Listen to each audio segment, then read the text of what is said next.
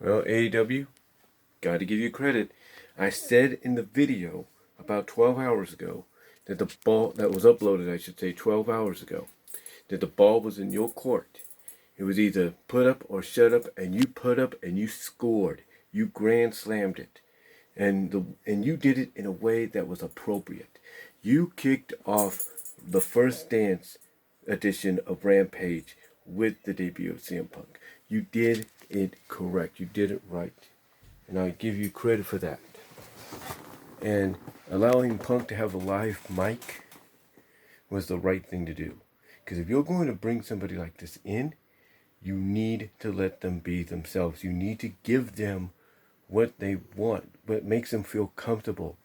And you need to bring them in, you need to bring them in is what I'm trying to say, especially when you're in the hometown. That is the best time to do it.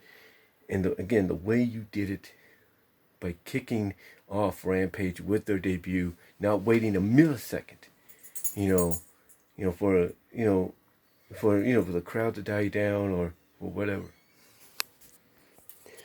Like I said, not waiting for a millisecond for the crowd to die down or adjust.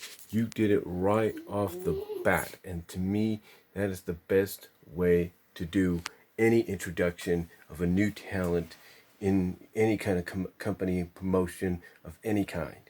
You don't wait, you do it right off the bat. You get the people off their feet, and by getting them off their feet right off the bat when you did it, it keeps them hot throughout that duration of that hour or so that you will be, maybe multiple hours, because maybe they're going to use this edition of Rampage to do some future dark elevation tapings. But the point is, you guys kicked it off right. You kicked it off the way you should kick it off, and I am proud of you. But now the question, again, that everybody's going to have is what's next. Obviously, you're planting the seeds for Punk and Allen, at All Out, down the line. But obviously, the matches people want to see, the most important one is Punk and Omega. And the question will be, are you going to keep the title on Omega after All Out so that he drops it to Punk at Full Gear, or he drops it to Punk on a, let's say, Winter's Coming 2 edition of Dynamite? That's going to be up to you. That ball is going to be in your court once that opportunity presents itself to you, I should say, when the time comes. But right now, like I said, AEW, got to give you all the credit in the world. You followed through on your promise. You made sure basically to kick off Rampage tonight in the United Center, an arena that has not had wrestling for over 20 years. You did it right by kicking off Rampage with the debut of CM Punk and letting him be himself. And obviously I do like the fact that you already gave him his merchandise. The shirt he had on, I will admit, looks very similar to the one that he had when he started the Best in the World thing in WWE. So I'll give him credit I'll give them credit for that, because that is, a great way to familiarize anybody that might have heard of Punk returning on this edition of AEW Rampage, and who hasn't watched wrestling in a while, maybe hasn't watched wrestling since Punk left. That's a great way for them to get familiarized with him by giving him and having him wear merchandise that's similar to what he used to wear in WWE, almost identical. But yeah, gotta give you guys credit. You did your job right. You grand slammed it. You touchdowned. You slam dunked it. You scored multiple times over with this, and all the credit in the world to Tony Khan, to AEW. And I hope you guys take advantage of this. Don't do what WWE did and screw this guy behind the scenes. Do not allow any political influence of the Bucks, Omega, Page, Rhodes. Do not let that interfere with him being here, because you all know the history, that the last time politics played a part in CM Punk's wrestling career, it drove him away for a decade.